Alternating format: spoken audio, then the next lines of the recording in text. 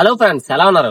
మన చోడవరానికి అనకాపల్లికి మధ్యలో ఉన్న ప్రముఖ పుణ్యక్షేత్రమైన ముద్దుర్తి గ్రామానికి చెందిన శ్రీ శ్రీ శ్రీ సంగమేశ్వర స్వామివారి ఆలయాన్ని ఒకసారి దర్శించుకుని వద్దాం. దాంతో పాటుగా ఆలయం యొక్క పరిసరాలు చాలా బాగుంటాయని చెప్పి వాళ్ళు వీళ్ళు చెప్తూ ఉన్నారు. అది కూడా ఒకసారి సరదాగా చూసొద్దాం. అందరికీ నమస్కారం అండి.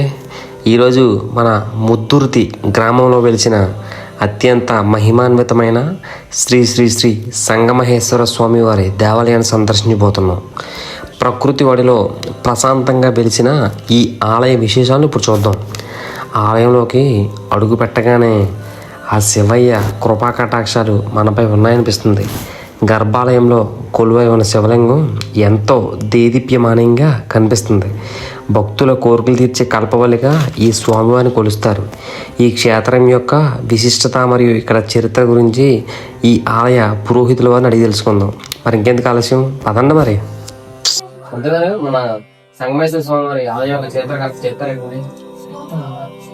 ఈ ఆలయం చాలా పురాతనమైనది. ఇక్కడ పరమశివుడే స్వయంగా వెలిసారని భక్తుల ప్రగాఢ విశ్వాసం. ఈ పుణ్యక్షేత్రం కాశీ తర్వాత రెండవ కాశీగా పేరుగాంచినది. నిత్య పూజలు, అభిషేకాలతో ఆలయం ఎల్లప్పుడూ నిత్య శోభాయమానంగా ఉంటుంది. ఉత్తర దశ నుండి శారదా నది, దక్షిణ దశ నుండి పెద్దేరు, ముడ్డేరు, త్రాచేరుతో కలిసి, రెండు దశల నుండి సెలయేరుగా కలిసి, 5 పాయలుగా కలిసి పంచవతి తీర్థంగా పేరుగాంచింది. ఇక్కడ భక్తులు పూజలు చేస్తే సకల శుభాలు, సౌభాగ్యాలు కలుగుతాయని ప్రజల విశ్వాసం. ప్రళయం ప్రళయం దుష్కృత బలయం ప్రబలం ప్రచలం దుర్దమ నిలయం అసనిపాత అజస్ర ప్రకరం తిమిర లోక సమవాకారం.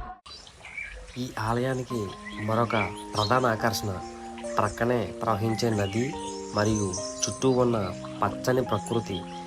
కొండల మధ్య నదీ తీరాన వెలిసిన ఈ శివాలయం ప్రకృతి ప్రేమికులకు మరియు భక్తులకు ఒక అద్భుతమైన అనుభూతినిస్తుంది. మీరు కూడా వీలు చూసుకొని ఈ అద్భుతమైన క్షేత్రాన్ని తప్పక సందర్శించండి. మీకు, మీ కుటుంబ సభ్యులకు ఆ పరమశివుని ఆశీస్సులు ఎల్లప్పుడూ ఉండాలని కోరుతూ హర హర మహాదేవ శంభో శంకర, ఓం నమ శివాయ. వీడియో నచ్చితే ఒక చిన్న లైక్ చేయండి దోస్తులు.